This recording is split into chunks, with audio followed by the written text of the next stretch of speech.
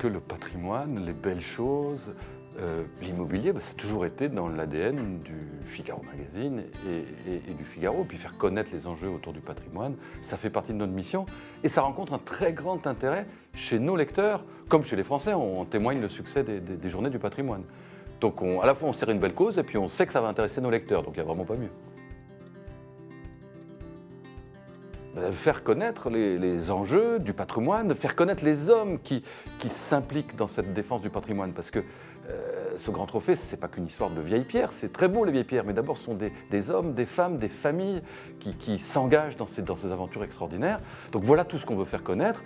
Puis c'est aussi l'occasion de faire un très beau numéro, des beaux articles dans le Figaro Magazine. Et le Figaro Magazine du week-end prochain permettra de découvrir le lauréat de ce grand trophée. Je dirais d'abord la qualité de la sélection, ça a été difficile, on avait des très bons dossiers, c'était difficile de les départager. Puis comme toujours, ce sont les échanges avec ce jury qui est formidable, Jacques Garcia, Frédéric Didier, Yves Lecoq, Jean-Louis Remilleux et bien d'autres. Donc c'est des échanges formidables. Et puis c'est le moment vraiment émouvant et très fort, c'est le moment du grand oral où les candidats qui portent leur dossier viennent comparaître devant ce jury amicalement. Et c'est souvent, et là en l'occurrence, c'était vraiment des moments très forts et avec plein d'émotions.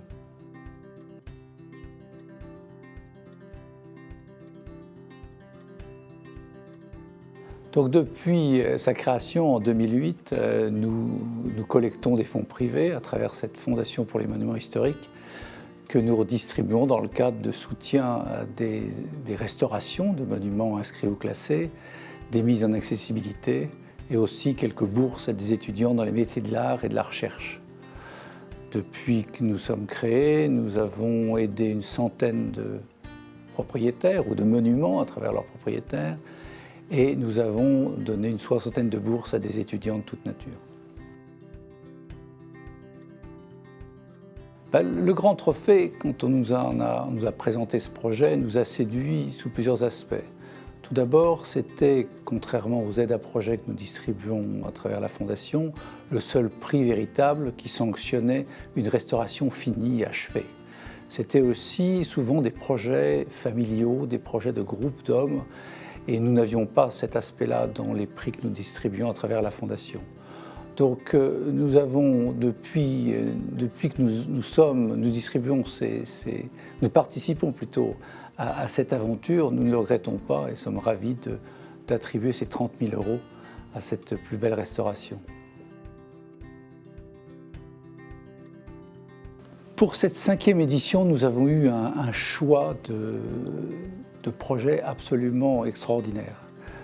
Puisque ça allait d'histoires familiales très longues, j'en dirai pas plus, mais sur plusieurs siècles, à des histoires très récentes de reprise en main par une famille d'un château et effectivement toute cette énergie et tout cet argent dépensé pour remettre en état quelque chose acheté, quelque chose légué, quelque chose qui fait partie du patrimoine français. Cette année, ce qui nous a séduit et ce qui a reçu le consensus du jury, c'est une histoire assez particulière.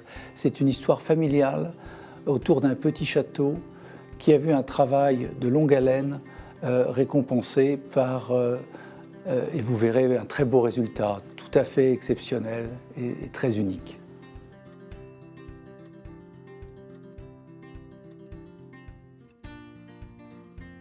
Alors nous l'avons initié pour une raison très simple, c'est que Propriété, en tant que marque référente en fait, sur l'immobilier de prestige, se devait de mettre en avant justement des initiatives qui tournent autour de la préservation, du développement du patrimoine que nous avons en France. Donc voilà, pour nous, ça nous paraissait assez évident que notre magazine, notre marque d'ailleurs sur le web, se fasse le relais auprès de nos audiences des initiatives qui étaient prises par des passionnés de vieilles pierres qui passent un temps de fou à remettre en état des vieilles maisons, des vieilles propriétés chargées d'histoire. L'objectif en fait, pour nous, c'est tout simplement d'apporter notre modeste contribution à cet édifice, justement, en œuvrant pour la transmission de ce patrimoine, en communiquant dessus et puis en essayant de faire passer la passion que toutes ces personnes peuvent avoir dans ces entreprises de restauration du patrimoine auprès de plus jeunes générations et auprès du public le plus large possible. L'actualité de Propriété Le Figaro est très riche en 2016 puisque nous avons lancé en avril dernier un nouveau site, Propriété Le Figaro. La marque Propriété, qui s'appelait auparavant Propriété de France, est devenue Propriété Le Figaro pour justement s'élargir le plus possible, notamment auprès de biens que nous ne traitions pas auparavant sur des prix à partir de 500 000 € et qui nous permet aujourd'hui d'adresser un marché beaucoup plus large en intégrant les résidences secondaires, les grands appartements familiaux qui peuvent être à Lyon, Bordeaux, Nice, peu importe, mais aussi l'ensemble des châteaux, manoirs dont la France regorge. Nous ne traitions pas ces produits auparavant et nous avons décidé effectivement de le mettre en place cette année en ouvrant le plus possible Propriété Le Figaro maintenant, sur ce type de produit. Les résultats sont bons puisque en l'espace de 4 mois, notre trafic, grosso modo, a bondi de 70%. On atteint le demi-million de visiteurs chaque mois sur le site Propriété Le Figaro.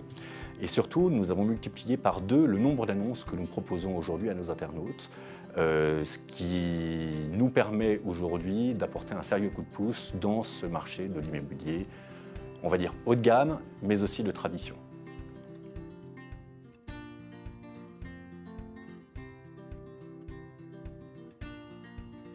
Alors, la demeure historique a principalement 3 axes de travail. D'abord, elle met en commun des moyens pour ses adhérents qui gèrent des monuments historiques petits, grands ou moyens. Et aujourd'hui, la gestion de ces monuments est de plus en plus complexe. Ça, c'est le premier axe. Deuxième axe, c'est l'œuvre auprès des pouvoirs publics pour faciliter autant que possible dans un monde qui se juridise de plus en plus ou met en œuvre de plus en plus de normes. Donc, elle aide. Elle promeut auprès des pouvoirs publics des moyens d'accompagner l'action de ses adhérents. Et enfin, elle contribue à faire partager au plus grand nombre ces belles choses que sont les monuments historiques. Alors, la demeure historique a une tradition ancienne de mécénat. Elle a été, il y a plus de 25 ans, à l'origine de création des prix accompagnant de belles restaurations pour encourager ceux qui restauraient ces monuments. Et donc, en 2008, lorsque la loi TEPA est sortie, elle a été à l'origine de la création de la Fondation pour les monuments historiques. Et progressivement, elle a concentré sur cette fondation toute l'action de collecte de mécénat. Donc, c'est vraiment le bras armé du mécénat du groupe Demeure Historique. Alors, je crois que chaque année, on est frappé par tel ou tel candidat. Je crois qu'on a vécu au cours de ces 5 années des coups de foudre, des moments très intenses. Et cette année, ce qui m'a marqué, c'est peut-être 3 ou 4 mots-clés qui étaient un peu le dénominateur commun de nos candidats et surtout de nos finalistes. C'est le mot passion, ça je crois que c'est constant. Rien de grand ne se fait sans passion, comme disaient plusieurs philosophes. Deuxièmement, c'est une forme de détermination contre vents et marées, enfin, parfois avec beaucoup d'acharnement positif.